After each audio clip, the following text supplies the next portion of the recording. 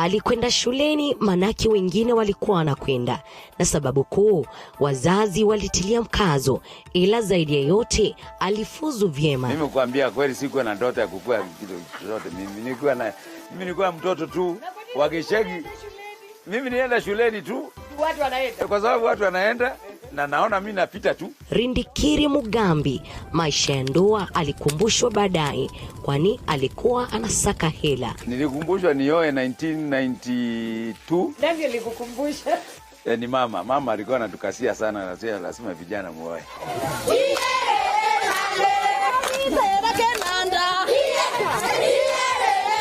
Ungana nami Elizabeth Mtuku Jumatano hii saa 2 hadi saa 2:30 nikiangazia safari ya maisha yake. Jamii imezungukwa na mambo mengi sana. Karibu tena mtazamaji, unaendelea kutazama kipindi cha Jamii na Itikadi. Kutoka kwenye ndoa za mapema, kuolewa is an option, mila na desturi, kuna nguo ya hapa sitting room na kuna nguo ya chumbani, dini. Wengi walipitia kwa many boyfriends, many girlfriends. Na hiyo ni hapa. Maisha ndani ya ndoa. Hauoni vile atetema, yeye ndio yupika, ushavyomba kuwa, hapa tusemezane ukweli. Mazingira. Kama mimi niko na watoto na sisi kizani na ndugu yangu. Watoto wangu wakiwa kwa umri mchanga sana. Ninaweza kuwa protect kidogo. Watu wangapi wanafanya kazi pamoja, wakikutana ni maadui, hawazungumzi. Siku 2-3 haya huyu ana mimba, kwa nini alipatwa na malaika? Bila kusahau tamaduni. Sauti za kinanyanya za masogora kufundwa ni sauti 21. Ungana nami Fiona Kenga kila siku ya Ijumaa saa 12 jioni hadi saa 1 ndani ya kipindi unachokienzi, Jamii na Itikadi. Nikupe uhondo. Coronavirus COVID-19 is a respiratory virus spreading across the world. The infection is spread from droplets of coughing and sneezing of an infected person, touching or shaking hands, or being in contact with contaminated surfaces or objects with the virus. The signs and symptoms are fever, coughing, headache, body ache, difficulty in breathing. The disease can be prevented by regularly washing hands with soap and running water. Avoid close contact with people who have flu-like symptoms. Avoid handshake, hugs, and kissing. Also, protect yourself by covering your mouth or nose using a disposable tissue while coughing or sneezing. If you experience these symptoms and you had traveled or been in contact with a person from a country reporting COVID-19, you should isolate yourself for 14 days and seek immediate medical attention or report to the nearest health center. This message has been brought to you by the government of Kenya and its partners. For accurate information on COVID-19, dial *719# or call 719. Follow us on Twitter at MOH_Kenya, at spokesperson GOK, at WHO. And we're down. She's like you, very much like you. That's calm. He's God on the island. We don't belong here. But the devil's living.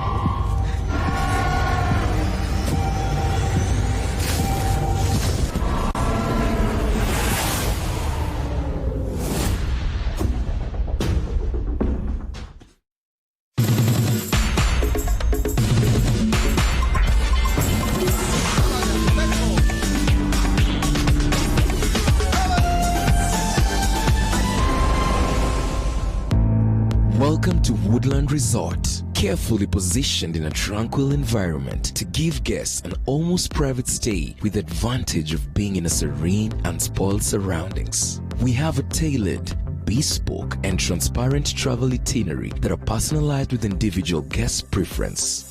Our well-trained, warm and friendly service personnel attend to guests, offering them fresh traditional meals sourced locally and matched with our chef's culinary skills to ensure consistent and rushes feedback from our clients. Woodland Resort, for comfort and elegance. Located in the outskirts of Kitale town, Kitale Webuye Road, opposite St. Joseph's Boys Kitale.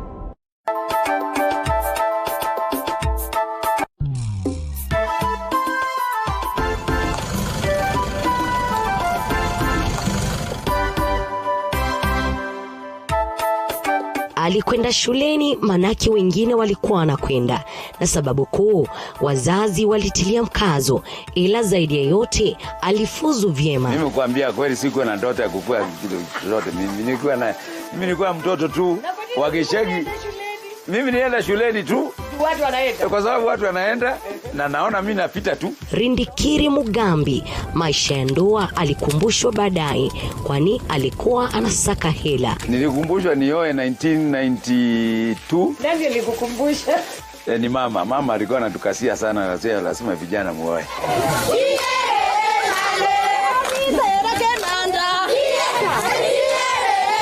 Ungana nami Elizabeth Mtuku Jumatano hii saa 2 hadi saa 2:30 nikiangazia safari ya maisha yake.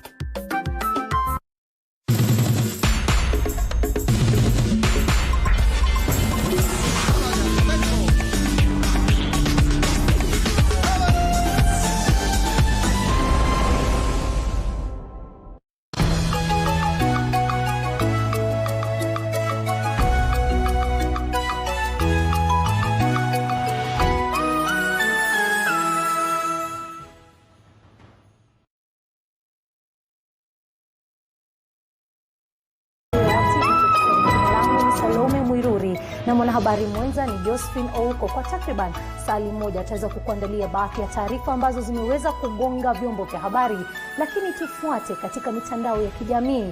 Pale Facebook tunatambulika kama TV47 Kenya, na Twitter tunatambulika kama @TV47KE, na pia tazama katika tovuti yetu na pia pale kwenye YouTube. Lakini kwanza, kabla tujaweza kukupasha ama kukupatia uhondo ambao tumekuandalia, hebu tuweze kutazama baadhi ya taarifa ambazo tulizipa kipaumbele.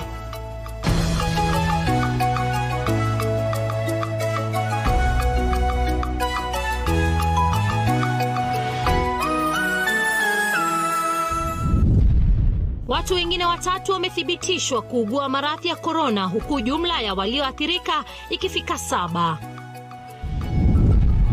Meja Jenerali Mohamed Badi atwikwa jukumu la kuongoza huduma za kaunti ya Nairobi. Na michezoni tunakufahamisha kuhusu miondoko tofauti ya kusisimua kwenye mchezo wa bodybuilding na athari za kiafya.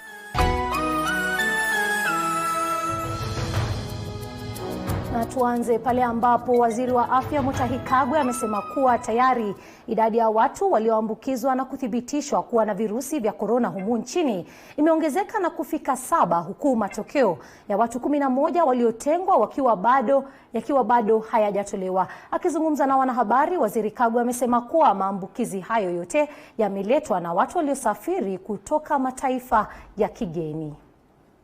Akizungumza na wanahabari, waziri wa afya Mutahi Kagwe amesema kuwa 2 kati ya waathiriwa 3 ni wa Kenya ambao walisafiri kutoka Hispania kupitia Dubai na kuwasili humu nchini tarehe 5, huku mmoja akiwa ni raia wa Burundi aliyesafiri kutoka Dubai tarehe 17. Idadi ya wagonjwa walioathirika na ugonjwa huo ikifikia 7 humu nchini. Confirming that we had 4 cases as at yesterday. Today, we have received confirmation of another 3 cases of coronavirus. Following tests that were carried out by the National Influenza Center as well as Kemri laboratories in the country. Therefore, we now have in the country 7 confirmed cases. Kadhalika Kagwe anaeleza kuwa bado matokeo ya watu 11 ambao walikuwa wametengwa bado hayajatolewa, akiweka wazi tayari kuwa watu 7 wameruhusiwa kwenda nyumbani na kusisitiza kuwa yote anayefika humu nchini ni sharti kujitenga kwa muda wa siku 14, akiomba wananchi kuwa makini zaidi. Kenyans who are coming in must self-quarantine. And we are happy to say that a lot of people have complied. But at this juncture, we also want to appeal to the general public that if you know that an individual who has agreed to self-quarantine and you can see them not self-quarantining, please report them to our toll-free number. There was a patient who was in Bagadi and apparently left the facility. And through the security apparatus in the country, we were able to trace the patient to wherever she was, and we brought her back into Bagadi and tested. Of course, it was positive, and we have traced the contacts of this particular patient. As at now, we are following 85 contacts actively, and we'll be giving you updates on the outcome of the contacts that we are following. Hayo yanajiri huku viongozi wa makanisa wakiongozwa na kasisi mkuu wa makanisa ya 6 nchini, Kasisi David Oginde, akitangaza kusitishwa kwa ibada za Jumapili na mikutano ya hadhara hadi pale hali itakapotulia humu nchini. CITAM will therefore suspend all Sunday and midweek services in all our sanctuaries across the nation for the next 3 Sundays, after which we shall advise on the way forward, having reviewed where we are as a nation. Ni ujumbe ambao pia umesisitizwa na wabunge wa kamati ya bunge kuhusu maombi ya kitaifa, wakiwataka Wakenya kutubu na kuwasamehe wenzao, ikizingatiwa ni mojawapo ya masuala muhimu ya uwiano wa taifa, huku wakimtaka Rais Uhuru Kenyatta kuweka mikakati kabambe ya kiuchumi, ikizingatiwa janga la corona limeathiri taifa kiuchumi. But the government will also have to think of how perhaps they can remove taxes from the foodstuffs. Kwa sababu many of our people rely on what they earn on a day-to-day basis. Savings are not there. You eat what you earn that day. And with the lockdown, opportunities are evaporate. So I'll urge all Kenyans to truly repent and forgive each other, and especially starting from leaders in this nation. This is a time, if you want a healing for this nation, and even in the Word of God, that is what He says. Visa vipya vikiendelea kuripotiwa kila uchao kuhusiana na maambukizi ya ugonjwa wa corona humu nchini. Swali kuu ni je, Wakenya wanauchukulia uzito swala hili na kujikinga kuhusiana na maambukizi na kusambaa zaidi kwa ugonjwa huu? Elizabeth Mutuku, TV47, Nairobi. Asante sana Elizabeth Mutuko kwa taarifa hiyo. Tukiendelea na taarifa ni kuwa huku tetesi zikiripotiwa za wafanyabiashara kupandisha bei za baadhi ya bidhaa kufuatia kuchipuka kwa virusi vya corona, Rais Uhuru Kenyatta amewaonya wote wanaotumia janga hili la corona kama njia ya kujifaidi. Rais alisema haya katika kikao chake na gavana wa Benki Kuu Patrick Njoroge na afisa mkuu mtendaji wa benki ya KCB Joshua Waigara. Mwanahabari wetu Tony Muirige alihudhuria kikao hicho na hii hapa taarifa yake. Vikiwa sasa ni visa 7 vya virusi vya corona vimethibitishwa, washikadau katika sekta ya biashara wamejitokeza kuelezea mipango yao ya kudhibiti sekta hiyo, huku janga hili likionekana kulemaza uchumi wa nchi. To make sure that we don't have the virus being transmitted via cash, all cash that will be coming out of banks will be quarantined for at least 1 week. So that is more than enough time for the virus to become inactive. Katika hotuba yake kwa taifa siku ya Jumapili, Rais Uhuru Kenyatta alihimiza Wakenya kutumia njia za simu kutoa au kutuma pesa, hii ikiwa njia moja ya kudhibiti kusambaa kwa virusi hivyo. Jambo lilionekana kuungwa mkono na gavana wa Benki Kuu Patrick Njoroge. And this include, for instance, the elimination of charges on all transactions below 1,000 Kenya shillings. We've also expanded some of the limits, for instance, on the transactions. So the limit on a single transaction used to be 70,000 Kenya shillings. We've expanded that 150. The daily limits have also been pushed up to 300,000. Huku serikali ikijitahidi kudhibiti maambukizi zaidi ya virusi hivi, Rais Uhuru Kenyatta kwa upande wake ameeleza jinsi wanavyoshirikiana na washikadau kutoka sekta mbalimbali kupambana na kuhakikisha kuwa kila kitu kishwari kwa manufaa ya Mkenya wa kawaida. We are also looking at other areas where from a fiscal point of view we want to see what we can also do to support our people and our country during this difficult time, and we shall continue to engage with yourself, with other members of the private sector, to see how we can all work together to alleviate any difficulties. Isitoshe, Rais Uhuru Kenyatta amewaonya wanabiashara wanaotumia mkurupuko wa corona kama kigezo cha kupandisha bei za bidhaa muhimu kwa Wakenya kuwa watachukuliwa hatua kali. This is not the time to take undue advantage on our people. And again, as I said on Sunday, and I repeat again, even to our traders, our supermarket owners, do your business. Do it right. Do it justly. Nobody in this country has ever had a problem with somebody making profit. But indeed, it is highly immoral if we take advantage of an unfortunate situation to make super profit. And we have started already to take action on those traders who are hiking prices and with no reason, just to make extra profit. We are going to take action on those people, and because it is criminal. Kwa sasa kaunti za Mombasa, Bungoma na Kisumu zimefunga baadhi ya maeneo muhimu ya kibiashara ili kudhibiti kusambaa kwa corona.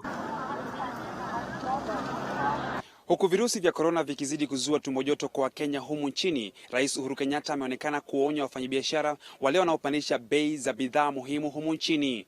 Nikiripotia TV47 kutoka ikulu ya Nairobi, mimi ni Tony Mwirigi.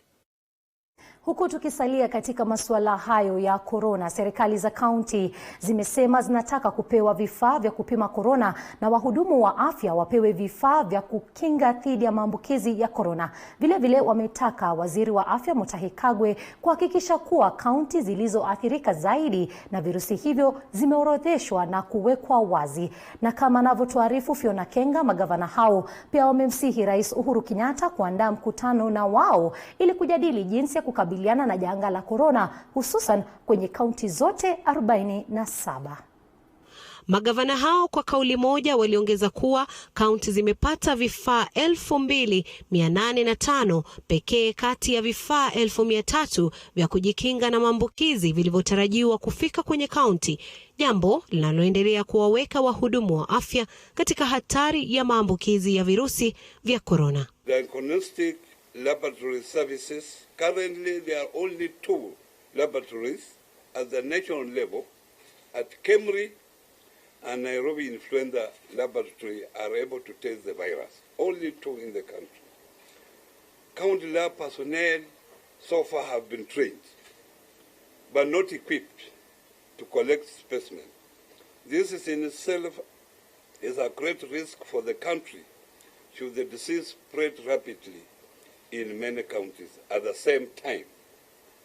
Long turnaround time for sample collection and testing is not good for the response. We therefore recommend that national government urgently equip all level 4 and 5 facilities to be able to collect and test samples for the virus, and also train more lab personnel. Better still, all counties need to have testing centers. Waziri wa ugatuzi Eugene Wamalwa alizitaka kaunti kuwa macho katika juhudi za kudhibiti kusambaa kwa virusi vya corona. It will take all of us working together, and I want to thank the governors. Many of them have already set up emergency centers in their level 4 and level 5 hospitals in all the counties across the country. This is very necessary in terms of preparedness to confront this, because it can happen anywhere. Vilevile serikali za kaunti zimeitaka serikali kuu kuongeza fedha zitakazotumika kukabiliana na janga hili la corona. Pesa ni kitu cha maana sana. We need money. Na president pia amekutana banking sector, wakaongea about banking fees hapa na pale. Lakini tufikirie, what can the government do, national government, treasury, tusimamishe some projects, tusimamishe mipango ingine, tuweke pesa kando that we can cushion. Kuna biashara zinafungwa, kuna hoteli zinafungwa, kuna factories zinafungwa. How are those factories, how are they going to continue after this pandemic? Zingine zitafifia kabisa, watu watapoteza kazi. Kula Marekani, companies zinapewa pesa kama cushioning. Wananchi wanapewa pesa. So we must be involved in a conversation and think outside the box. Tuone ya kwamba how to take care of our businesses and our people. We're asking the national government to decentralize the testing because one of the biggest problems we have seen across the world is that unless we are able to test many people as we can, we will not manage this virus. Wakati huo huo, magavana hao wamezitaka kaunti zilizoathirika zaidi kuorodheshwa ili kuzuia maambukizi kuenea katika kaunti jirani. Fiona Kenga, TV47, Nairobi. Na kidogo tukiondoka kwa masuala hayo ya corona, tuelekee katika masuala ya ugatuzi. Mohamed Badi ameteuliwa na Rais Uhuru Kenyatta kama meneja jenerali atakayesimamia huduma za kaunti ya Nairobi. Katika hafla iliyoandaliwa kwenye ikulu, Gavana Mike Sonko alitia sahihi uhamisho wa majukumu na utawala wake kwa serikali ya kitaifa. Bunge la kaunti ya Nairobi limearifiwa kuhusu uhamisho huo na wakazi wa Nairobi watahamasishwa kuhusu uongozi mpya. Kawera wa Gidenji na taarifa hiyo. Takriban miezi mitatu iliyopita, kizaazaa cha kaunti ya Nairobi kilianza. Gavana Mike Sonko akatiwa mbaroni Voi kwa mashtaka mbalimbali, ufisadi ikiwa swala kuu. Akafikishwa mbele ya tume ya maadili na kukabiliana na ufisadi, kisha akafikishwa mahakamani, na huku uamuzi ukisubiriwa, wiki tatu zilizopita ikatangazwa kuwa majukumu ya kaunti ya Nairobi sasa ni jukumu la serikali kuu. Na hivi leo jambo lililotangazwa kwa mlio wa mbiu ya mgambo limetimia rasmi. For 2 years, the Nairobi Regeneration Committee grappled with the issues that were bedeviling Nairobi. Unfortunately, the creation of the Nairobi Regeneration Committee proved to be an inadequate measure, as it was incapable of effectively taking charge and directing the changes that needed to be implemented. It is that failure that led to further consultations, resulting in the transfer of functions that we are witnessing today. Rais Uhuru Kenyatta akitajia ugatuzi kama njia hakika ya kumhudumia Mkenya, na kaunti ya Nairobi ikiwa kitovu cha kidiplomasia na kituo cha shirika na viwanda mbalimbali, upo umuhimu wa kuwapa wakazi huduma wanazostahili kuhakikisha kaunti hii ambayo ni jiji kuu la nchi lina miradi endelevu. Na hivyo basi usukani wa kaunti ya Nairobi akapokezwa Jenerali Mohamed Badi chini ya ofisi ambayo rais amefungua rasmi ya Nairobi Metropolitan Services. After today's signing ceremony, I have also today created the office of the Nairobi Metropolitan Services. This office will be headed by Major General Mohamed Abdallah Badi, who is here present, who will take over as the Director General of the Office of Nairobi Metropolitan Services. He will be deputized by Enosh Onyango Momanyi, here present,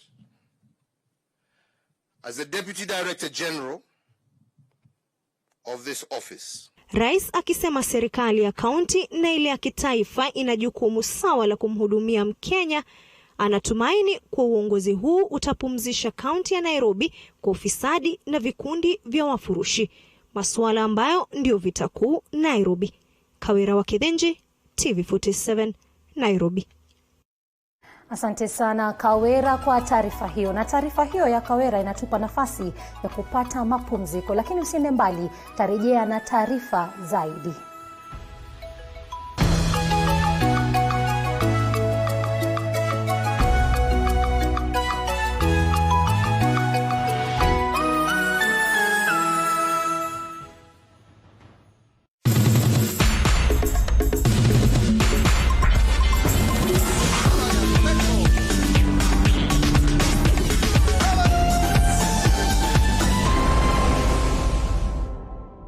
Corona Coronavirus COVID-19 is a respiratory virus spreading across the world. The infection is spread from droplets of coughing and sneezing of an infected person, touching or shaking hands, or being in contact with contaminated surfaces or objects with the virus. The signs and symptoms are fever, coughing, headache, body ache, difficulty in breathing. The disease can be prevented by regularly washing hands with soap and running water. Avoid close contact with people who have flu-like symptoms. Avoid handshake, hugs, and kissing. Also, protect yourself by covering your mouth or nose using a disposable tissue while coughing or sneezing. If you experience these symptoms and you had traveled or been in contact with a person from a country reporting COVID-19, you should isolate yourself for 14 days and seek immediate medical attention or report to the nearest health center. This message has been brought to you by the Government of Kenya and its partners. For accurate information on COVID-19, dial *719# or call 719. Follow us on Twitter at MOH_Kenya, at spokesperson GOK, at WHO.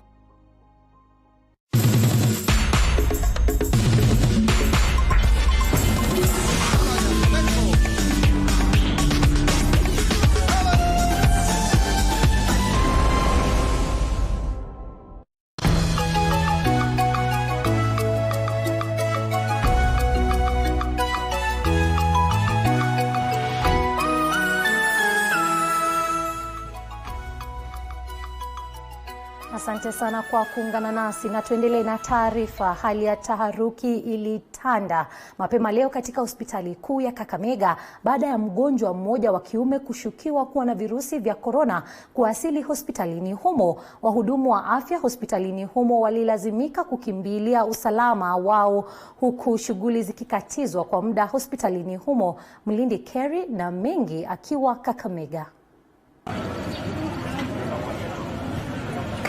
Inadaiwa mgonjwa huyo amerejea nchini hivi majuzi kutoka ng'ambo na kufika hospitali humo akiwa na dalili za virusi vya korona baada ya mwenzake waliyesafiri pamoja kupimwa na kuonesha dalili ya ugonjwa huo.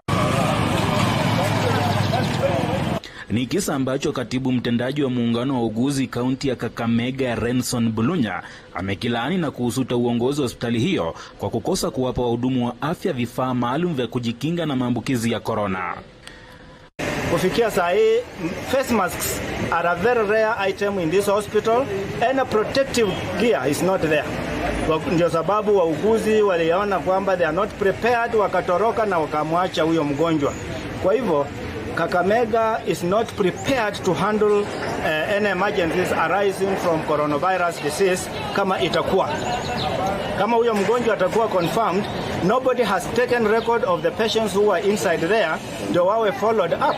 Hata hivyo, taarifa kwa vyombo vya habari kutoka kwa gavana Wycliffe Oparanya kupitia mkuu wa kitengo cha mawasiliano yake Peter Atiaya ameeleza kuwa hakuna sababu ya wenyeji wa Kakamega kuingiwa na hofu. Haya yakijiri, kanisa la Jeshi la Wokovu kambi ya magharibi ya Kenya imetangaza kusitisha shughuli zozote zitakazohitaji idadi kubwa ya watu kujumuika pamoja, huku ikieleza kuwa itajiunga na taifa katika maombi ya kitaifa tarehe 21 mwezi huu. We have given increased attention to hygiene and sanitation within the building. Of course, hand washing stations have been set up throughout. We are requiring social distancing in all gatherings. We have closed this office, territorial headquarters, to all visitors up to 30th April 2020. We have canceled all travel and field trips by staff from this building to outside in the territory. We have shortened our work week. We will work for 4 days per week, Monday to Thursday, effective immediately. Nikiripotia runinga ya TV47 nikiwa mjini Kakamega, jina langu ni Mlindi Kerry. Asante sana kwa taarifa hiyo. Kwingineko ni kwa hospitali nyingi katika kaunti mbalimbali zimeendelea kujiandaa na kutenga vituo vya kuwahudumia wahasiriwa watakaopatikana na virusi vya korona. Katika kaunti ya Embu, hospitali ya Chicago Level 4 ni mojawapo ya hospitali zisizo na vifaa vya kutosha kama vitanda kwenye karatini ya kuwahudumia watakaopatikana na virusi hivyo. Mwanahabari wetu Lydia Gashomo anatuarifu. Hiyo ugonjwa unaitwa corona ni kusikia na usikia na vyombo vya habari, na tunaambiwa bila tunaweza kaa. Hamasisho kwa umma dhidi ya virusi vya korona ukiendelea nchini, wakazi wa kaunti ya Embu wameitaka serikali kuwapa vifaa vya kutosha katika hospitali za kaunti hiyo ili kupambana na virusi hivyo. Serikali hii maneno ya kuoga masabuni na nini ituletee ndio tuweze kujikinga hii ugonjwa. Msimamizi wa hospitali ya Chicago Level 4 Eric Musau amesema kuwa licha ya kuwa na uhudumu wa kutosha katika hospitali hiyo, wana upungufu wa vifaa katika kituo kilichotengwa cha kuhudumia watakaopatikana na virusi vya korona. Ukienda huko kwenye vijiji kuko na mbinu zingine za kusaidia pia kupunguza makali ya korona. Natumia hand sanitizer. So kuna vile unaweza tengeneza hand sanitizer, itakuwa zinafanywa huko hospitali, unaonyeshwa. Unatumia hand sanitizer kupunguza mikono for disinfection purposes, na pia huko kwenye vijiji maji hayatakosekana kwa sababu sasa serikali imehamasisha kila watu umuhimu wa kuosha mikono. Kulingana na mwenyekiti wa bodi ya hospitali hiyo Peterson Njagi, ameitaka serikali ya kaunti ya Embu kuwapa vifaa hivyo ili waweze kuwahudumia watakaopatikana na virusi hivyo. The isolation center is ready. We are waiting for the beds which according to the promise we have been given at the county that they should be delivered any time now. The place is ready and the building is set as a far off place. As of now we don't have an isolation place. We have been advised, that is the information I've got, that we should refer any suspected case. Kariuki Mwari, ambaye ni mwakilishi wadi wa Nthawa, amewataka wananchi kujitokeza ili kupata mafunzo ya jinsi watakavyojikinga dhidi ya virusi vya korona.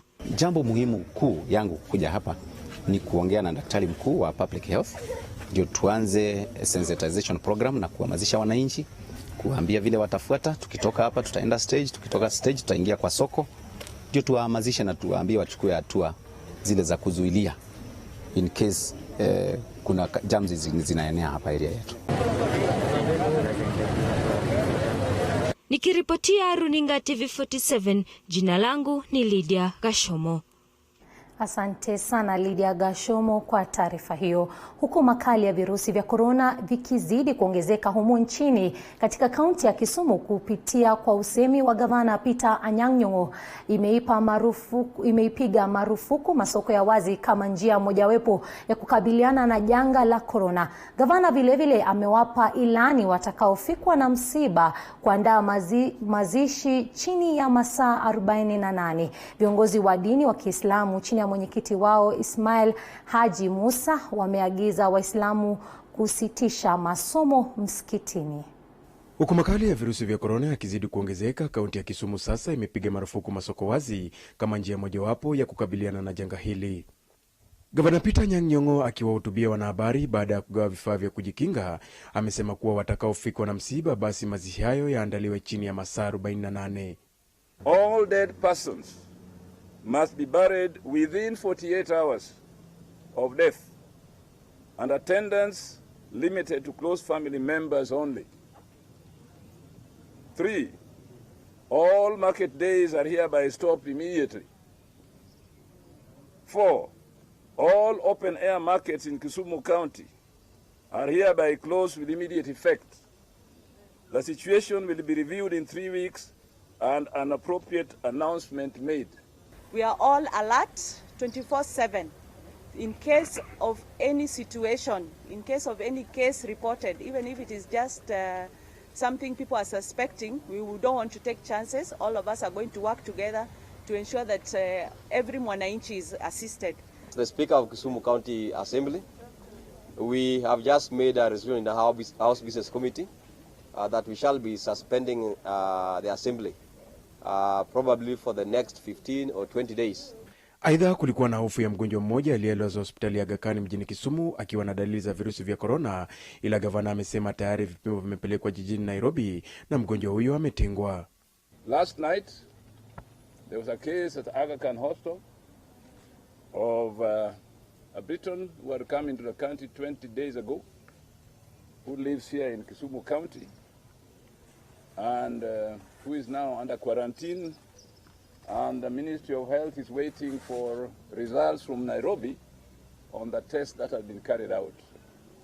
Meaning that thing is now at home, and we must respond by extraordinary measures.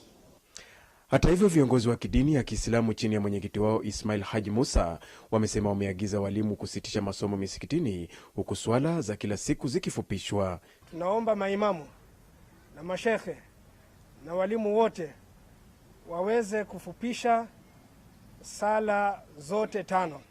Tunaomba maimamu pamoja na mashekhe na viongozi katika misikiti, ikiwa itawezekana, wasitishe kila masomo ambayo huwa inaendelea katika misikiti. Daniel Dembede, TV47, kaunti ya Kisumu. Kwingineko, wahudumu wa usafiri wa umma katika kituo cha magari mjini Bungoma wameitaka serikali kuongezea maji pamoja na sabuni za kuua viini eneo hilo kusaidia kukabiliana na virusi vya corona. Mike Kagongo anatuarifu.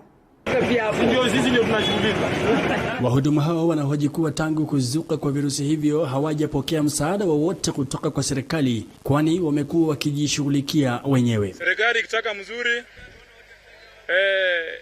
ichukue madaktari peleka katika wards sote, kila sehemu, kila jimbo, kila kila count wapeleke wards huko kwa wards, wakakue kila mmoja kama kuna ugonjwa ama hapana. Kama ukipata kila wards hakuna mgonjwa, watu waendelee shughuli zao. Ni vitu na kwa yani clean kwamba unakuwa msafi. Unaona, sauta hiyo ndio nimeona utasuia corona kukushika. Na mimi ninapokutembea stage naona wengine wameweka maji, makastoma wakiingia kwa makari wananawa ndio wanaingia kwa kari. Wengine wa labda mandereva hata wakiingia kwa makari kuendesha makari wananawa na kuwa wasafi. Hata hivyo wamehakikisha kuwa wanadumisha usafi na kwa manufaa ya wasafiri kukabiliana na virusi hivyo. Kwingineko, katika duka la jumla la Hetias tulipata vitakasio hivyo vimekwisha, huku wasimamizi wakisema wanafanya kila wawezalo, hali ambayo imeathiri wateja pakubwa. Tumekuwa na challenge kwa sababu wakati customer wanaingia hapa supermarket wanatarajia wapate sanitizer na hand wash, but wakati wamefika wengi wanapata hakuna. So imekuwa challenge upande yetu, but kwa juhudi ya management na the entire team we are working on that. Tunajaribu kufuatilia ili tukue na hiyo mali ndio customer wakiingia wasikose. Kweli nimeona tena tumekuwa na tofauti kidogo. Kuna customer amekuwa akishop in bulk. So far for the last 3 days tumeona biashara customer wakifanya bulk shopping, ambapo tumeelewa kwamba maybe baadhi yao wamekuwa na waziwazi yenye kinaweza fanyika next, but tunajua kwamba hii ni changa ambalo tatakabidhiwa vilivyo na serikali pamoja na sisi wananchi. Nilikuwa natafuta hiyo sanitizer lakini nimekuja pa Hetias nimekosa. Sasa tuko tunaomba serikali iweze kutusupply. Supply yao ma supermarkets ama maduka ama kwa makemist. Kutoka kaunti ya Bungoma na ripoti ya TV47, mimi ni Mike Kagwango.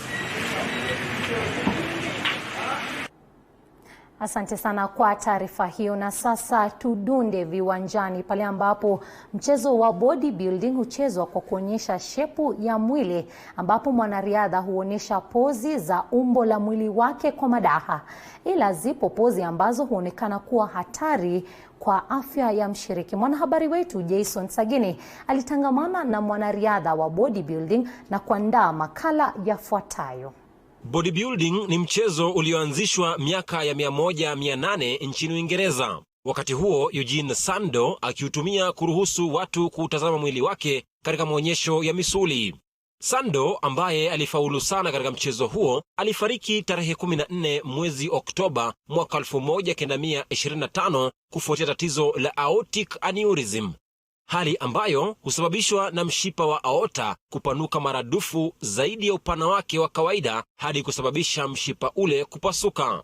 Hili liliripotiwa kusababishwa na Sando kujaribu kuinua gari lake kutoka kwenye mtaro bila usaidizi baada ya kuhusika kwenye ajali ya barabarani miaka michache iliyokuwa imepita. Ni mchezo ambao umepata ufuasi mkubwa humu nchini na pozi zaidi kuzalishwa.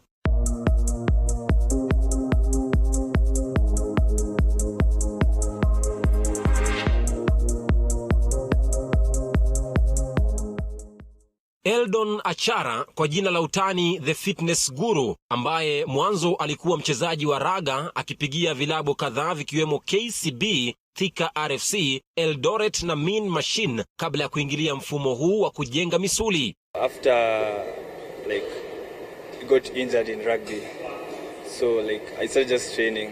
Then a friend of mine who used to compete before introduced me to this bodybuilding thing. The Fitness Guru hufanya mazoezi mara 5 kwa wiki kwa muda wa dakika 60 hadi 120 katika kila zoezi la siku moja ili kuimarisha umbo hili anapojiandaa kwa mashindano ya kujenga misuli.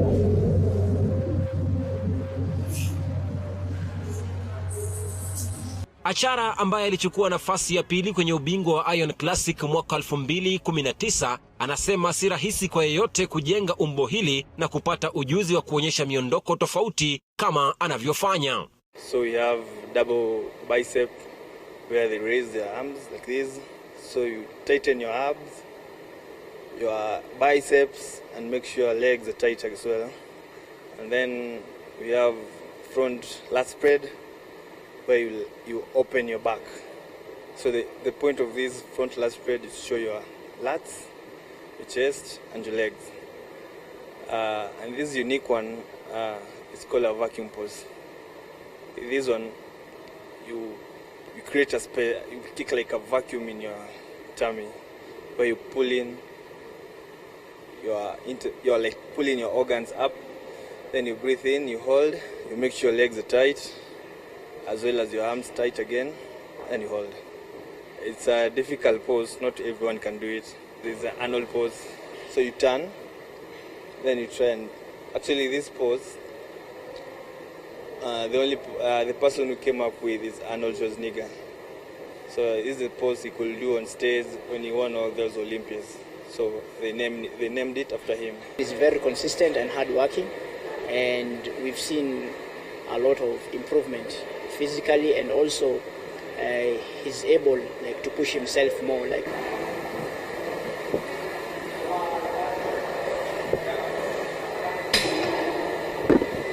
Mtazamaji, ili kuwa mwanariadha ambaye mbobea zaidi inafaa ule vizuri na pia uwe na wakati mzuri mazoezini. Lakini je, wanariadha hawa wanapofanya mazoezi haya na kufanya staili ambazo kidogo zinaonekana kuwa zenye kuwa na uharibifu sana katika mwili, je, daktari wanasemaje kuhusiana na lishe bora na pia staili ambazo wanafanya? As long as you have enough flexibility, if you have enough flexibility and you're able to control your diaphragmatic breathing, you are able to suck in your stomach as much as you can, and you're able to suck it and you're able to push it out as much as you can. However, if then you don't have you don't know how to do good, you're not able to do good diaphragmatic breathing like most of us do. We are what you call apical breathers. We breathe from here. That's why you see a lot of people get a lot of tension on the neck. Then you may not be able to do that kind of breathing. It has no harm. However, if your body gets really, really tight and not flexible, you're in trouble. Mwaka wa 2018 mabingwa wa shindano la Mr. Kenya mwaka 2015 Michael Otieno na Shital Kotak pamoja na Arnold Ragos walipigwa marufuku ya miaka 2 kila mmoja ya kutoshiriki mashindano ya bodybuilding na shirika la ADAK baada ya vipimo vya damu kuonyesha kuwa walitumia dawa za kusisimua misuli. Je, ili kupata shepu hili unahitaji steroids na athari zake ni zipi mwilini? I'm 100% natural. I haven't induced any steroids. Yes. Yeah, there are people who are using steroids, those who are natural. It depends on someone's preferences. Azimio kuu la chipukizi huyu ambaye hufanyia mazoezi yake kwenye ukumbi wa Smart Gym jijini Nairobi ni kutoa ubingwa wa dunia kwenye miondoko ya bodybuilding. I'm just going to do local shows, like Kenyan shows, until I build enough size and muscle maturity. And then in 2022, I'll start with Arnold classic show. Maana kijengacho mtu si jina ila ni tabia. Yeyote anayeazimia kujiunga na mchezo huu wa bodybuilding, kocha Abdurrahman Nganga anasema nidhamu ni muhimu, ambapo ni lazima yeyote aangalie vyakula na vyakula, muda wa kulala, mfumo wa kuishi pamoja na mazoezi. You have to sleep minimum 6 hours a night, yeah? That's the minimum you have to sleep. You have to put your meals in order. Not just in order. You have your meals, they have to be a specific kind of meals. I told you it has to be a balanced diet, and you have to know your calories. So that's part of discipline. There's lifestyle. You can't be partying 24/7. You can't be partying 24/7 and do this sport. You know, it needs a lot of discipline. You have to be in the gym. You have to be disciplined during training. Sleep, I cannot emphasize how important sleep is, because it's at night when we sleep, and we sleep deeply, that our body has time to repair. When we don't sleep enough, and this becomes a chronic pattern, then again we mess with our hormonal system once more time. And every time you mess with the hormonal system, it's kind of you mess the whole body, and the body starts trying to defend itself. Jason Sagini, runinga ya TV47, michezo.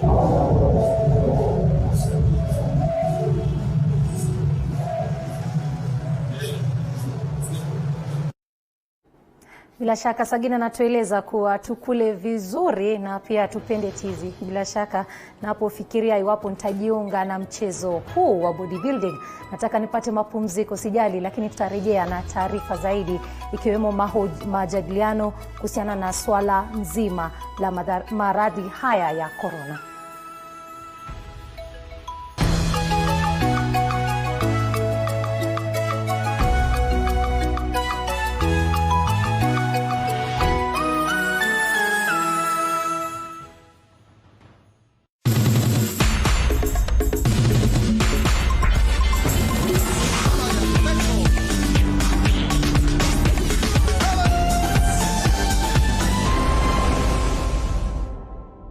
Coronavirus COVID-19 is a respiratory virus spreading across the world. The infection is spread from droplets of coughing and sneezing of an infected person, touching or shaking hands, or being in contact with contaminated surfaces or objects with the virus. The signs and symptoms are fever, coughing, headache, body ache, difficulty in breathing. The disease can be prevented by regularly washing hands with soap and running water. Avoid close contact with people who have flu-like symptoms. Avoid handshake, hugs, and kissing. Also, protect yourself by covering your mouth or nose using a disposable tissue while coughing or sneezing. If you experience these symptoms and you had traveled or been in contact with a person from a country reporting COVID-19, you should isolate yourself for 14 days and seek immediate medical attention or report to the nearest health center. This message has been brought to you by the government of Kenya and its partners. For accurate information on COVID-19, dial *719# or call 719. Follow us on Twitter at MOH_Kenya, at spokesperson GOK, at WHO.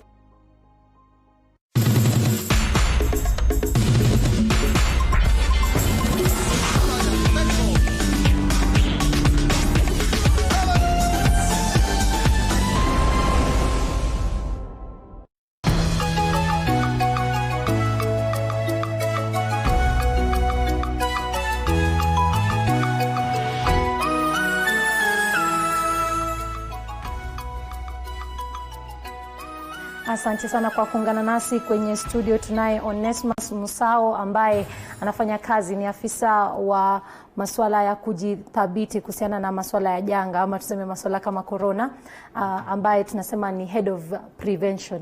Yes. Na pale Liverpool, na atatueleza kuhusiana na swala hili la corona. Kwanza kabisa, zile vitu ambazo ni dalili kabisa ukiangalia ujue nimeathirika na virusi vya corona. Naam, kwanza wacha nishukuru kwa kuweza kutualika sisi kutoka LVCT tuweze kushiriki kwa huyu mjadala. So nafikiria mambo ya corona tumeanza kuzungumzia mwezi wa Disemba mwaka uliopita, na wakati jambo kama hilo linatendeka, watu wengi wanaenda katika panic mode. Wengine wanashtuka, wajui nje wafanye nini.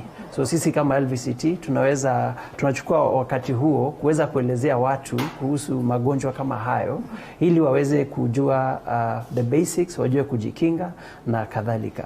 Nikija kwa swali ambayo umeuliza, dalili ya kwamba umepatikana na COVID-19, tunaita namna hiyo, hakuna ile dalili haswa, kwa sababu dalili zenyewe zinafanana pia na dalili za magonjwa mengine kama vile homa na mengine. Lakini tunajua kwamba ukipatikana na COVID-19 utaweza kuwa na mambo kama vile cold, utaweza kuwa na flu, utaweza kuwa na unajihisi mwili umechoka, na pia kuweza kuwa na fever. Na je, dalili hizi zote zokuja ama mtu upata dalili hizi mara moja ama kila moja inakuja katika kiwango ambacho umeweza kuathirika na ni maradhi haya? So tuseme kuna watu wengi ambao wanapatwa na COVID-19 na waonyeshi dalili lolote, na wengine wanaendelea hadi inaisha, lakini hawajaweza kuonyesha dalili yoyote. Tuseme kati ya watu 6 ambao wanapatwa na COVID-19, mtu mmoja ataweza kuwa na dalili ambazo zitamwelekeza kwenda hospitalini, lakini kuna wengine watapatwa na dalili kama vile nimezungumzia homa na zingine, alafu wataweza kutumia ama kwa muda, kwa sababu ni virusi, kwa muda usio mrefu dalili zitaweza kuisha. Labda unaweza tueleza, watu wengine wanaona watu wamefunga hizi mask na wanasema jamani, mimi sina mask. Je, mask inasaidia vipi? Na pia tueleze kuhusiana na kuosha mikono na sanitizer. Yeah. So kuangazia mambo ya prevention, jinsi ya kujikinga ili nisipate. Kwanza tuongelee swala ya mask. Kuna mask ambayo si zote ambazo zinasaidia kujikinga, lakini kuna mask ya N95 ambayo iko recommended, lakini si sana kwa wale hawana virusi vya COVID-19. Ni sana kwa wale ambao wana virusi, ili kuweza kukinga wale wapendao wakati wanakohoa ama kusneeze ama mambo kama hayo. So hiyo mask inaweza kusaidia, lakini kunazo tahadhari ambazo watu wanaweza kufanya ili kuweza kujizuia wasipate na COVID-19. Na nikizungumzia haya, ningependa watu wawe very positive about what is happening, kwa sababu ukiwa negative vile kuna vile hautaweza kuyachukulia maanani. Jambo la kwanza tu ni rahisi kuweza kunawa mkono na maji na sabuni. So hiyo ni prevention number 1. Prevention number 2, nafikiri umeona watu wengi wakitumia sanitizers. So kunazo ambazo zinauzwa alcohol based sanitizers. So unapanguza mkono ukitumia sanitizer, na hiyo inasaidia kujikinga na COVID-19. Mengine ni yale ambao watu wengi wamezungumzia, ile kuweza kuweka distance Kwa mfano kati yangu na wewe tumeweka distance ya kama zaidi ya mita 1. Wizara ya Afya ime recommend kwa zaidi ya mita 2 wakati unazungumza na mtu ambaye ana sneeze ama kukohoa. Kwa hivyo unaweza kuhakikisha umeweka hiyo distance. Nyingine ni ile tumeona serikali ikifanya ambayo tunaita social distancing. So social distancing inasaidia kwamba wakati watu wengi wako pahali moja na mtu mmoja ana COVID-19, wakati anapo sneeze anaweka watu wengi kwa hatari. Kwa hivyo ile kuweza kupunguza zile mikutano za hadhara watu wengi katika sehemu moja, hiyo pia inasaidia kupunguza ama kujikinga ile usipate maradhi. Nikizungumzia kunawa mkono tu kidogo, ukiweza baadaye labda tutafanya demonstration ya jinsi unaweza kunawa mkono effectively, ile tunaita WHO challenge ya kunawa mkono, tutaweza kuzungumzia hiyo. Lakini cha maana ni uweze kunawa sio kwa mara moja, ili uweze kunawa mara mingi. Ili kama you've had contact with the virus, utaweza kujisaidia. Watu wanaambiwa na Rais Uhuru Kenyatta amependekeza msitumie pesa, kupatiana pesa pale katika kama ni kulipa nauli, na kuna mambo ya coughing etiquette. Labda unazungumzia hiyo kitu kienda kumalizia. Yeah, kuna virus inapatikana wakati unapoenda kwa surface ama ile contact ambayo iko na ama imekuwa exposed. Kwa hivyo tunajua kwamba vitu kama pesa, wakati unabeba pesa wewe unashika na mikono. Kwa hivyo kama uko na virusi, utaweza hiyo pesa yako pia itaweza kuwa ni a point of exposure. Na ndio sababu mara mingi tunasema uelewe jinsi inasambazwa. Wakati nina sneeze, kuna watu wengine pia wanaongopa wakifikiria ni airborne, lakini tumeona utafiti mwingi ukionyesha kwamba sio airborne, ila tu ni kwamba zile droplets ambazo zinatoka wakati mtu anakohoa ama ana sneeze. So kuweza kujikinga na hizo, kwa sababu hujui ni nani amekohoa kwa hii service. Kwanza ni kuweza kuavoid, na kama uwezi kuavoid, if you have come to contact with it, basi uweze kunawa mkono haraka iwezekanavyo, ama utumie sanitizer ama njia zingine zile tumesema. Hebu atueleze mwisho kabisa, simu za mikono, mikoba ya wanawake na katika maradhi haya ya corona. Yeah. Unaweza tu shauri vipi? Well, najua kwamba tunaendelea tukijifundisha jinsi ya kujikinga. Na jinsi tunaendelea ndivyo tunajua pia tunajua solutions nyingi zaidi. Kwa mfano nikitumia simu yangu na mimi niko exposed, na nikupe pia wewe unashikashika simu yangu, utakuwa unajihatarisha. So cha muhimu vile nimesema, because kama umeshika surface fulani ambao unaona inaweza kuwa, basi cha kwanza ni usijishike kwa macho, kwa mdomo, na pia uweze kunawa mkono kwa haraka iwezekanavyo. Asante sana. Pole, muda umetupa kisogo. Asante sana kwa kufika kwenye studio zetu. Tutakuweza kukujumuisha katika baadhi ya taarifa ambazo tutaweza kuandaa kuhusiana na maradhi haya ya corona. Asante sana kwa kutazama Upeo wa TV47. Jina langu ni Salome Mwiruri, na mwanahabari mwenza alikuwa katika lugha ishara ilikuwa ni Josephine Ouko.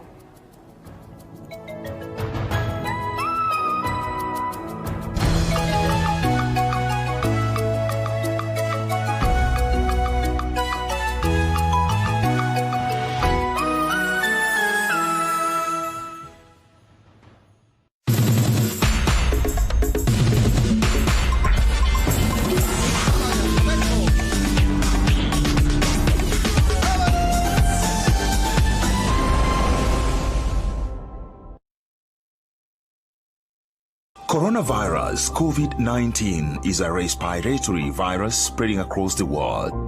The infection is spread from droplets of coughing and sneezing of an infected person, touching or shaking hands, or being in contact with contaminated surfaces or objects with the virus. The signs and symptoms are fever, coughing, headache, body ache, difficulty in breathing. The disease can be prevented by regularly washing hands with soap and running water. Avoid close contact with people who have flu-like symptoms. Avoid handshake, hugs, and kissing. Also, protect yourself by covering your mouth or nose using a disposable tissue while coughing or sneezing. If you experience these symptoms and you had traveled or been in contact with a person from a country reporting COVID-19, you should isolate yourself for 14 days and seek immediate medical attention or report to the nearest health center. This message has been brought to you by the Government of Kenya and its partners. For accurate information on COVID-19, dial *719# or call 719. Follow us on Twitter at MOH_Kenya, at spokesperson GOK, at WHO.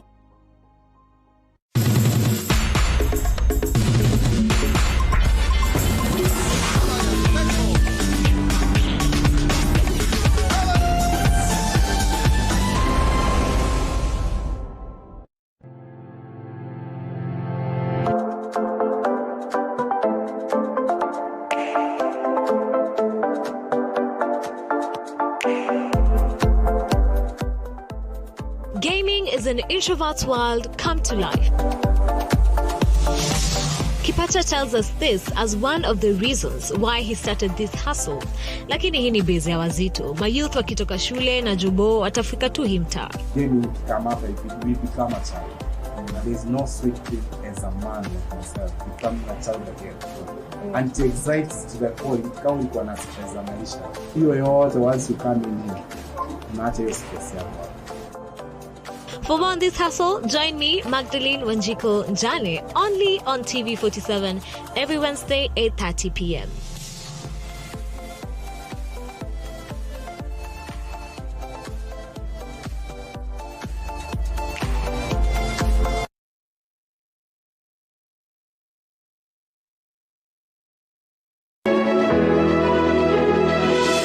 With every new week comes new adventures, fresh expectations, and new stories to tell.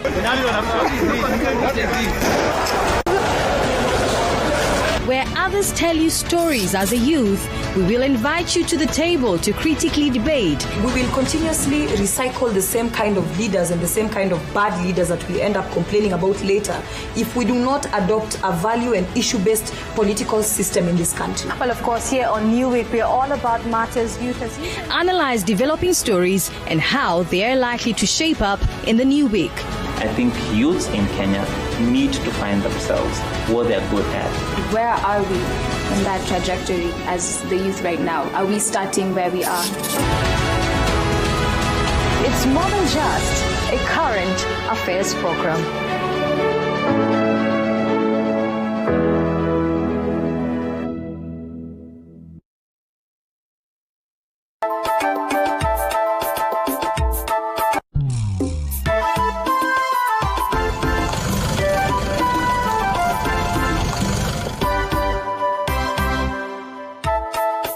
Alikwenda shuleni manake wengine walikuwa wanakwenda, na sababu kuu wazazi walitilia mkazo, ila zaidi ya yote alifuzu vyema. Mimi kuambia kweli siko na ndoto ya kukua kitu zote. Mimi nilikuwa mtoto tu wa Geshegi. Mimi nienda shuleni tu watu wanaenda, kwa sababu watu wanaenda na naona mimi napita tu. Rindikiri Mugambi, maisha ya ndoa alikumbushwa baadaye, kwani alikuwa anasaka hela. Nilikumbushwa nioe 1992. Nani alikukumbusha? Ni mama alikuwa anatukasia sana, anasema lazima vijana muoe.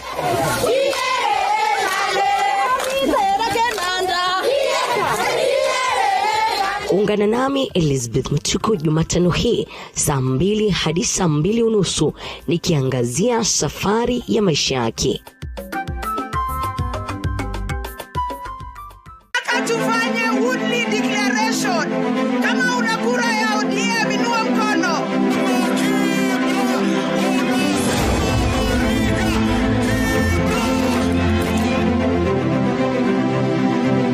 Every electioneering period comes with promises. Promises that sometimes are just meant to get you buy-in. In this year's program, we've said we are going to double the subsidy. We're going to make fertilizer even cheaper. From 1,800, we're now going to check it down to 1,200. On Pledge Watch, what happens after Mheshimiwa gets that seat is our core business. We will ask those tough questions, and where the promises have been delivered, we'll be here to celebrate the achievements. Pledge Watch, where a promise is indeed a debt. Join me, Linda Alela, every Tuesday at 9 p.m. as we get to ask these candid questions only on TV47.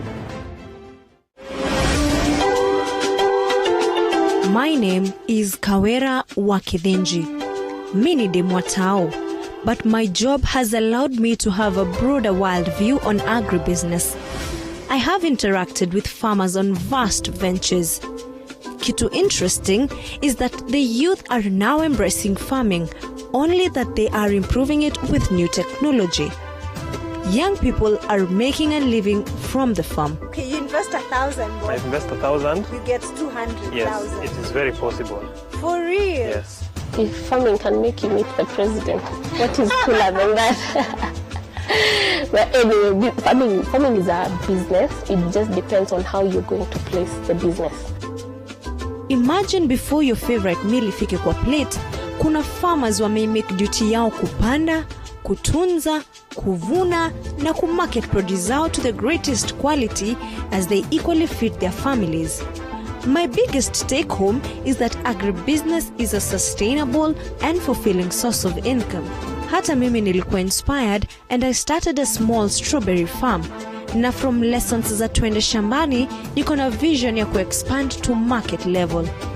Imagine mimi ni mkul na mimi huenda shambani.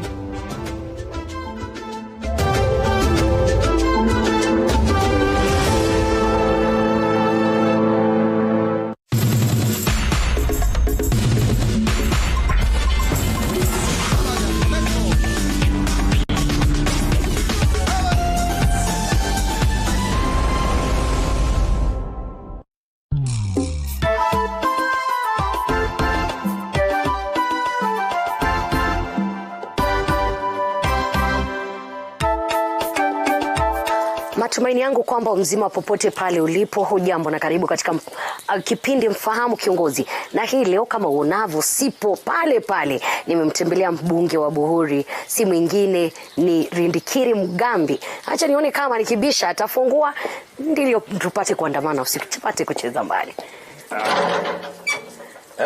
Yes. Karibu sana madam. How are you? Habari yako? Nzuri. Unaendeleaje? Salama kabisa. Hapa ndio nyumbani? Hapa ndio nyumbani kwa mzee. Hapa na kuna kaa vizuri bali. Hii environment and serene. Kuna kaa tu vizuri, sijui kama utanitafutia kashamba huko. Jo ama utanitafutia nikupeleka uchukue ile uko hapo juu. Ama utanitafutia acha nisimalize. Asante sana. Karibuni. Hapa kunaitwa Kongwa Cheke Timau. Timau Ward. Bole West. Yes. Constituency yetu iko na sub county mbili. Bole West ambaye ndio hii tuko hapa. Njikota iko hapa, tumeingilia hiyo town. Lakini ulizaliwa hii Bole West bado? Nilizaliwa Bole East.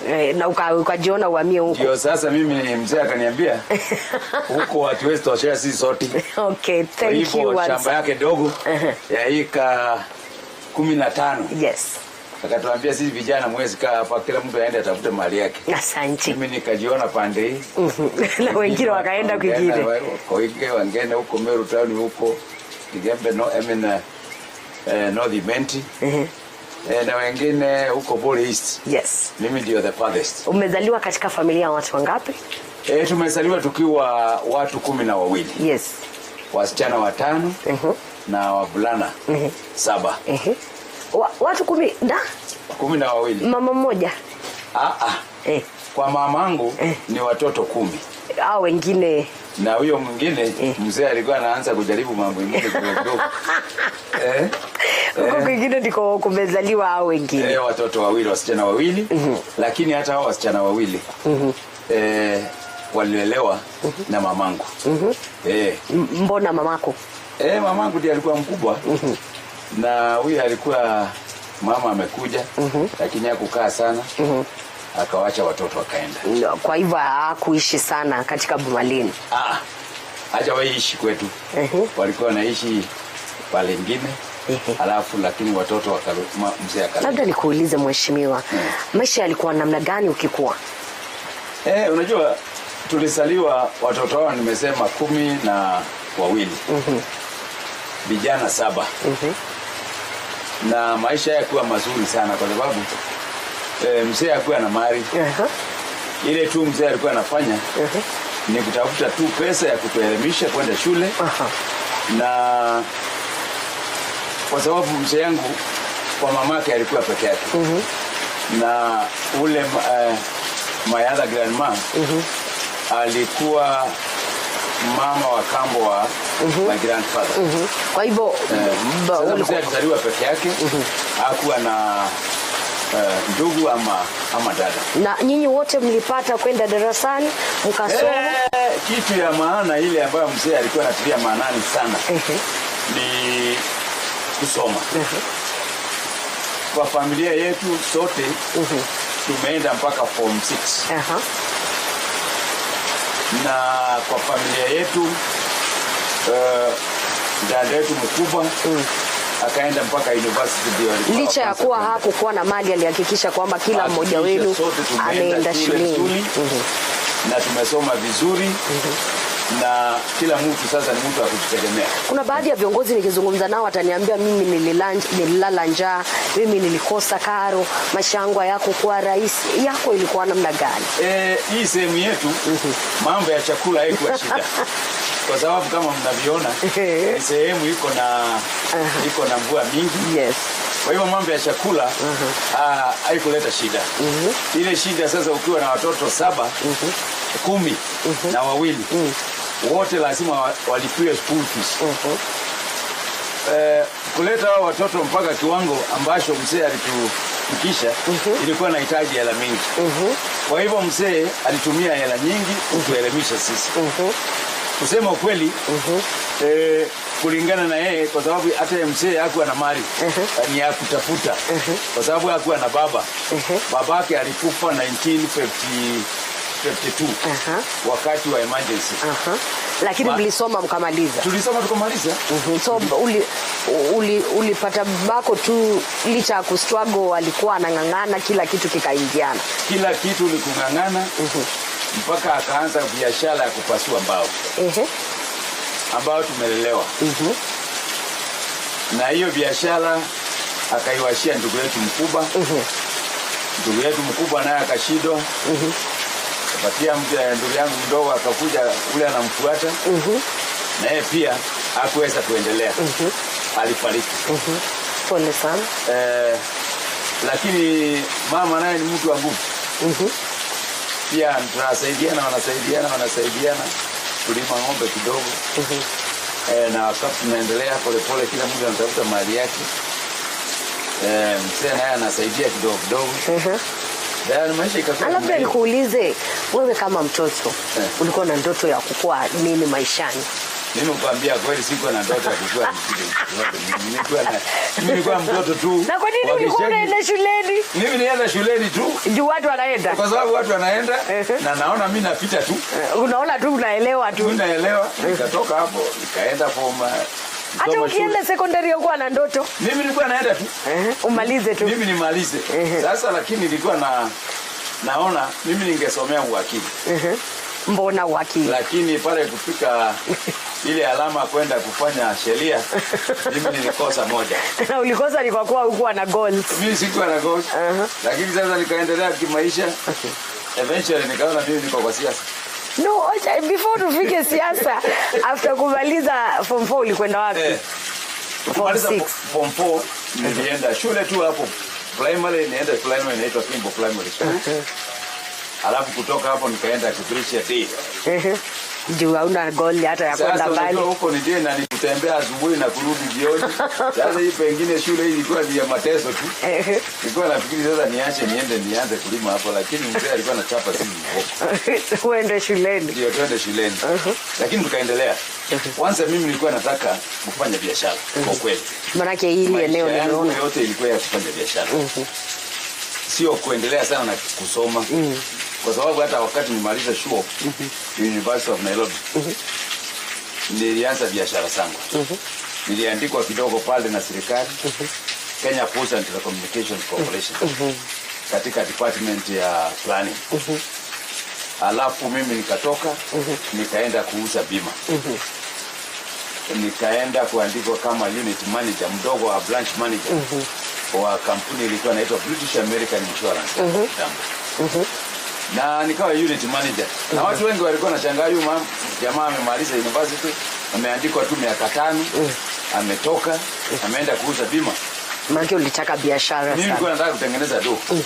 Kukwambia ukweli, mimi biashara yangu ya kuuza bao nilikuwa na chukua kazi kidogo ya mzee hapo. Nilikuwa nakusanya pesa kidogo tu tukiwa holidays. Unanunua hii kakata miti, inapasuliwa unauza bao. Na nikaendelea hata wakati nilikuwa shule. Nilikuwa nafanya hiyo biashara kidogo. Umeajiriwa lakini biashara yako iko hapo. Wakati huo wote ulikuwa umeoa? Mimi hata kwa kukuja baadaye nikumbushwa nioe. Ulikumbushwa kumaanisha hivi kwa ndoto. Nilikuwa maanisha nilikuwa nataka kutengeneza hela tu. Pesa tu ndio kitu ilikuwa kwa akili yako. Sasa ulikumbushwa uoe lini? Nilikumbushwa nioe 1992. Nani alikukumbusha? Ni mama. Mama alikuwa anatukasia sana na zile lazima vijana muoe. Mtoto wetu wa kwanza ni msichana. Ambaye ako Canada. Pale university inaitwa Simon Fraser University. Na anafanya environmental science. Na ana graduate mwaka huu. Nitakuwa company kwenda graduation. Ngoja karibuni. Karibuni. Na unajua anaweza stuka hapa ninunue ndege tu ya safari hiyo. Kwa sababu huyo ni msichana rafiki yangu na ni mababa na wasichana tunaelewa. Hata leo nitamtumia picha kama mnaweza nipiga moja nimtumie kwa watu wa afurahie baba. TV47 walikuwa area. Na alafu tuko na kijana ambaye ako UK, Brighton University, ambaye anafanya architecture. Yes. Alafu kitinda mimba shemeji yangu yuko sasa from level 10. Anaenda level 11 mwaka huu. No, level 12, sorry. Ako 11 anaenda 12. Form 5 pale hilo class Nairobi. Yaani kumaanisha ulitafuta hela tu watoto wako wakae vizuri. Wacha nikwambie, mimi kwa sababu umasikini na kukuja kutoka kwa mzee mmoja alikuwa peke yake, tumeenda shule, nikasema nitapatia watoto wangu the best. Kwa sababu sina urithi mwingine, hata kama niko na mali kidogo hapa na pale. Kitu ya kwanza ni mtoto asome. That's true. Kwanza atafute mali yake. Alafu sasa tukiondoka ndio wachunge hii ambaye mimi na mamao tuko nayo. Ni wapi ulifikiria kuanza hii maneno yenye uko saa hizi inaitwa siasa? Siasa mimi nilikuwa form 4. Mimi nilikuwa school captain pale Kebricha Boys. Nikatoka Kebricha Boys nikaenda music. Pia nikakuwa school captain. Uongozi. Na kila pale mimi naenda huwa napenda kuwa mstari wa mbele. Si huko nyuma. Si huko nyuma. Mimi nacheza mchezo wa golf. Pale Royal Nairobi Golf Club. Shakuwa captain hapo. Shakuwa shaman hapo. Na tukirudi sasa huko kijijini. Unaona matatizo ya watu. Unaona jinsi unaweza wasaidia. Na tunaona sasa ule aliyekuwa wasili wa biashara Kirugi Mukindi. Sister yake, mtoto wa sister yake aliolewa na my little brother. Kwa hivyo mambo ya siasa nilikuwa nafahamu sana. Unasomea hapo tu. Nilikuwa hapo kwa sababu ni sisi tulikuwa napiga siasa yake. Sasa nilikuwa najua mambo ya siasa. Na wakati nao niliona sasa kwa shida, ndio nikasema lazima nikuja nisaidia watu wangu. Na hii constituency yetu Bori haikuwa. Hii ni mseto wa Imenti Central na Imenti North. Ndio mkakatanisha. Ndio tukakatanishwa kama vile mmefika, sijui kama mmefika Meru Town. Tumeenda huko. Utaona hiyo msitu. 2010 lazima nitajaribu siasa kwa sababu constituency ni mpya. Na tunataka tuweke msingi bora wa constituency yetu. Na mtu anaelewa eneo hili. Na mtu anaelewa kupanga maneno. Na hivyo ukajitosa siasani. Nikaingia hapo. Na nilikuwa najua kuangaine ni hapa. Hapo ndio mmepita hiyo barabara. Kukuja kwa hii barabara kutoka kwingine na panda juu, hapo ndio kuangaine. Na ndio hivyo ukajipata hapa. Na sasa nikasema nitanunua karibu hapo kuangaine hapo. Ndio siasa ikianza uko karibu. Ikianza nijulikane na ngangana na jamaa wakubwa.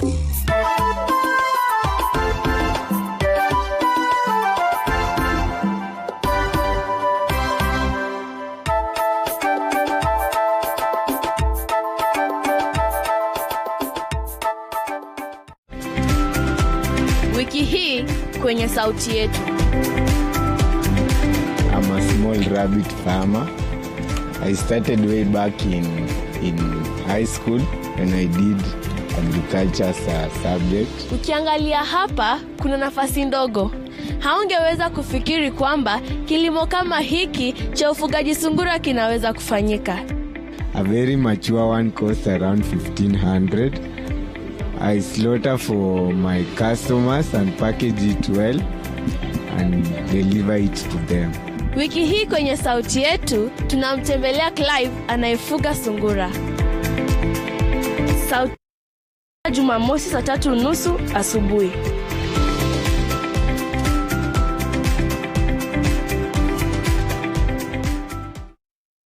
And we're down. She's like you. Very much like you. That's calm. He's God on the island. We don't belong here. But the devil's living.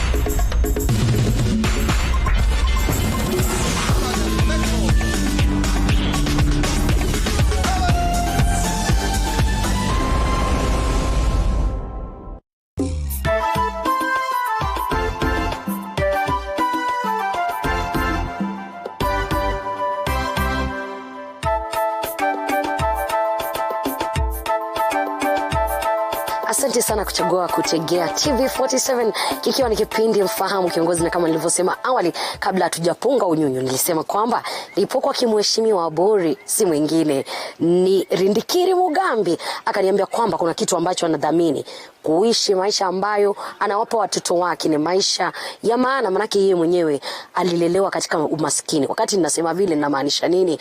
Uende ukalelewa katika umaskini ama ukawa katika umaskini ukajikakamua ukawa mtu wa maana baadaye. Asante sana mheshimiwa. Karibu. Umesema ulijipata umejenga karibu na ule mbaba ndo ujipate unajisikia vizuri. Ndio nijipate nasikia. Una compete na mtu.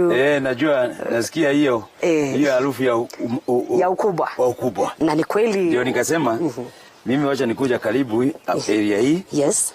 Na kwa sababu pale ile nilisaliwa hakuna mashamba, kuwa na mashamba. Ndio nikakuja hapa. Ya kwanza nikanunua eka 8. Alafu naenda nikiongezea kidogo hapa Helia. Na namna hiyo. Na kama nilikuelezea niko na ingine pale. Tukijumudu tu pole. Kitu ambacho kilikuvutia katika wanasiasa ni kuhakikisha kwamba umewasaidia watu wa eneo hili? Oh yes. Unajua kama umebarikiwa, ubariki watu wengine. Nimetilia mkazo sana mambo ya elimu. Nimetilia mkazo sana mambo ya barabara. Natilia mkazo sana kuleta stima hapa. Na tuko karibu hapo. Na unaona una achieve. Na natilia mkazo sana mambo ya vijana. Tumejenga Youth Empowerment Center pale Timau kubwa ambao tumesaidiwa na serikali. Hapo tunataka watoto waende hapo wajifunze teknolojia. Baadhi ya changamoto ambazo umekumbana nazo katika wanasiasa ni kama zipi? Unajua sasa kuna siasa hii ya Kenya iko sio nzuri. Siasa kama mimi tuliingia na chama ya Jubilee. Na tukasema tunaunga serikali na chama ambacho ni chama cha kuleta ushirikiano katika watu wote wa Jamhuri ya Kenya. Sasa tumeendelea vizuri. Sasa ile shida tuko naye sasa nikaa hii chama haina mwelekeo. Wameanza kuwaachilia. Waanza kuachilia, hatujui tunaenda mbele ama tunarudi nyuma. Mheshimiwa nikuulize, bali tuna hiyo changamoto. Unajua you are a family man. Yes, I am. And politics na leadership ni kitu ambacho kinakungojea kila siku. How do you find time kuzibalance zote mbili? Nange mimi huwa naambia watu nikiolewa mwanasiasa tutakosana juu mimi nataka mtu mwenye yuko pale. Sasa unajua lazima kuwe na sacrifice. Kwa kila kitu, kwa kila jambo ambalo unafanya. Kwanza mimi kuambia ukweli mambo ni familia. Yes. Siwezi kuitwa kiongozi kama familia yangu imeanguka. Na nataka familia yangu na mimi niwe mfano mwema. Kwa hivyo wakati ninapata nafasi yoyote, lazima niongee na watoto wangu wakiwa ng'ambo. Lazima niongee na huyu mwingine ako hapa. Mimi kawaida utoka Nairobi Ijumaa asubuhi ama Alhamisi jioni. Ndio nikuwe hapa Ijumaa, Jumamosi, Jumapili na Jumatatu. Ukuwe na hii familia kubwa ya constituency. Ukuwe familia kubwa ya constituency. Mama huwa anakuja hapa wiki moja, wiki mbili kwa mwezi. Kwa sababu tuko na familia nyingine huko. Na mimi kuna boma na hiyo mtoto ako Nairobi. What time do you wake up? Mimi hupenda kulala. Lakini lakini kwa sababu niko na biashara zangu mimi kufanya mwenyewe. Siko kwa siasa peke yake. Siwezi tegemea mambo ya mshahara. Yes. Lazima mimi nafanya kazi yangu. Lakini unapenda kulala. Lakini napenda kulala. Na wakati mimi niko na pesa kwa mfuko huwa nalala. Kabisa. Kwa sababu najua hawa wangwana, hawa unaona wanazunguka tunatuangalia huko. Ni hela wanataka. Lakini lazima nitafute yangu ya mfuko ya kulisha watoto wangu. Pesa ya siasa ni ya siasa. Umesema unapenda mchezo wa golf. Unapatanga time ya kucheza wapi kama unapenda kulala, uko na familia? Hii mwili ndio inatafuta kila kitu. Yes. Kwa hivyo lazima ilishwe. Lazima ipatiwe wakati wake. Lazima nichukue siku moja. Yes. Mchana. Ndio ni jiburudishe na wenzangu. Tukicheza pale mchezo wa golf. Mnacheza ile golf. Mbali na golf, what other hobby do you have? I love traveling. Oh. I love traveling. Ukipewa tu kutravel kila siku uko sawa. Lazima nitembee. And every year lazima tunatembea na familia. Yes. And I'll keep on doing that. And I've done that even before politics. Najipenda. You love yourself first. Yes. Mheshimiwa, nikuulize kitu. Nimekuwa tangu nikuone hii nywele yako, nimekuwa na maswali tangu nikuone, si leo hata kule bungeni. Hii nywele ni kuzaliwa ama ni dai? Nimekuambia tumezaliwa vijana 7. It's a very unique one. Lakini wawili wameenda kuwa na Mwenyezi Mungu. Yes. Kwa hiyo familia ni mimi tu. Uko na nywele tamu. Niko na nywele kama ya babangu. Alikuwa na nywele, wewe uliinherit? Mzee wangu alipata nywele akiwa mtoto. Mimi by the time nifike miaka 13 ilikuwa hivyo. Ni nywele ilikuwa imeanza kugeuka. Unajua kwa hivyo mimi nimekaa na hiyo nywele. Hata watoto wangu unless waambie babako na nywele nyeupe ajui. Unajua it's very unique, manake wewe uhitaji any other identity inakutambulisha. Na unajua niliambiwa na mamangu, watu na nyenyangu pia, watu walio na hii nywele wana hekima. Kwa hivyo kuna vile nimeanza kukubali. Nikisikiza yale mambo unazungumza nakubaliana nawe. Kuna hii nyumba ambayo natizama mbele yangu. And it's a very beautiful house. Asante. Did you design it? We designed it with my architect. Sasa ingine huwa nafanya mambo ya construction pia kidogo. So nilikuwa natutafute nyumba dogo. Nyumba dogo ambayo ni ya kipekee. Unajua unaangalianga vile jirani wakanasho, nikasema tutengeneze nyumba kidogo. Kwa sababu hii nyumba ni yangu na mama. Si ya watu wao wengine wameenda. Ni yangu na mke wangu.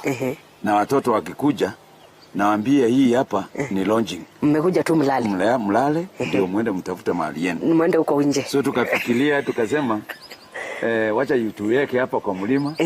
Kama unaona hapa ni mawe tupu. Yes. Tunajaribu kuyaunda na tunaendelea kwa sababu tumekuja hapa juzi. Lakini we designed it with my friend architect. Ndio tukasema wacha tuchungulie huko ndani tukiongeanga. Ndio nikuulize unataka kukua wapi siku zingine zijazo. Mtazamaji, niruhusu nipate kukuonyesha hii nyumba kidogo. Ulisema wewe ndio designer wa hii nyumba pamoja na architect. Tulikaa chini na architect na mama. Tukaona tupate country house. Mbona ukaamua kuwa na moto ama nikale ka baridi kwa? Hapa saa zingine baridi wa kali kidogo. Ndio tukaonelea tuweke hii moto. Ambayo tunawakisha wakati wa baridi kidogo. Saa zingine kuangi baridi tumesoea huku. Mheshimiwa, kuna watu ama leaders wengine, mtu atakwambia nataka kutafuta chuo kiko juu kidogo kama useneta au governor. Wewe je? Niko na matatizo mengi katika constituency hii. Wacha nisuluhishe ya constituency kwanza. Nijipime kama naona nitaenda kule juu. Do you feel that you've achieved something katika miaka ambayo umekuwa? Unajua mimi nilikuwa na petition ambayo iliisha 2019.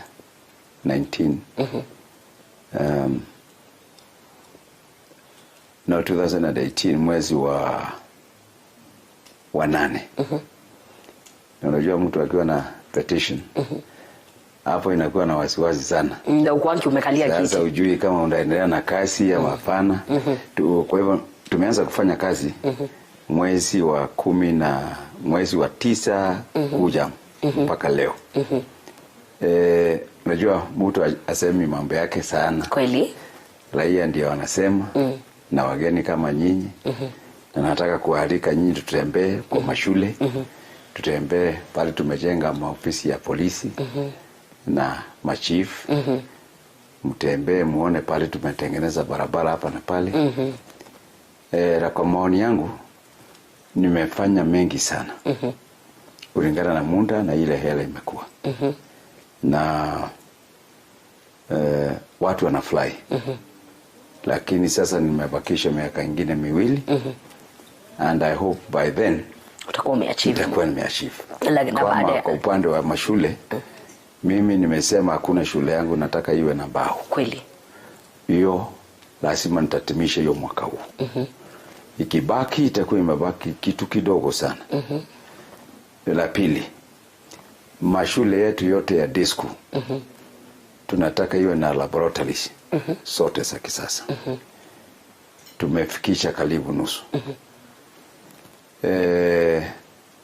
Kwa upande wa vijana pia tunasongesha kuelimisha vijana bila watajimudu kimaisha.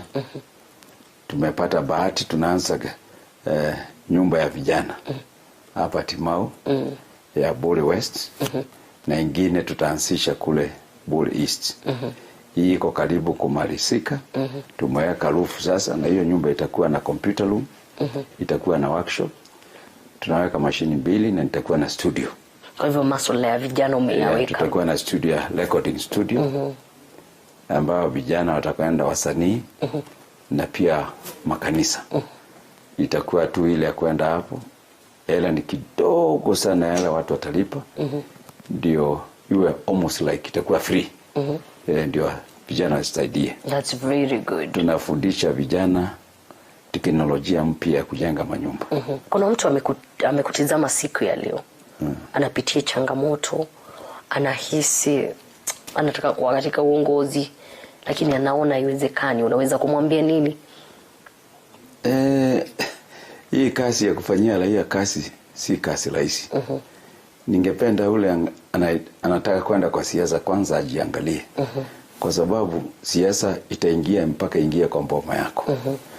Itaingia mpaka ingie kwa watoto wako. Itaingia mpaka kwa wazazi wako. Itaingia zaidi sana, itaingia kwa mfuko yako. Sasa lazima uwe tayari. Kwa hivyo ukiwa kiongozi lazima uwe tayari kukabiliana na maneno kama haya. Na uwe zaidi ya yote ukuwe mito. Kuna wakati ulitamani kuacha siasa? Siasa nitakaa.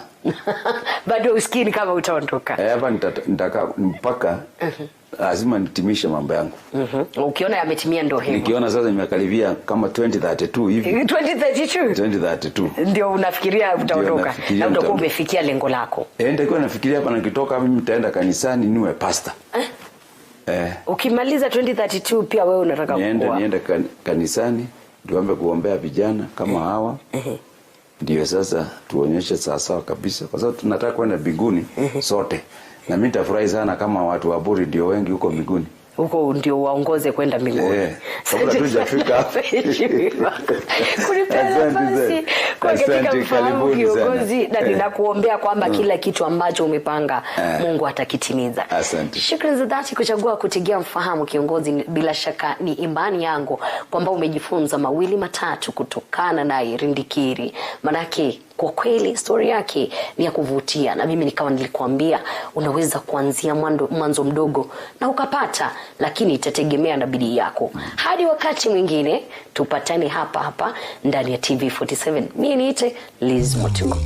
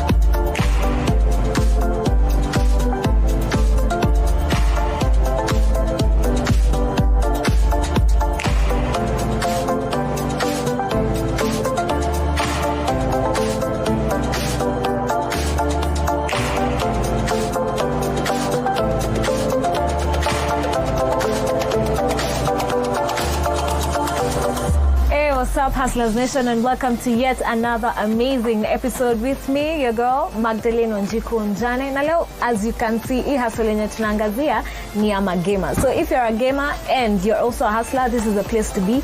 And we have Kipacha to tell us all the details about this hustle. So make sure to tune in.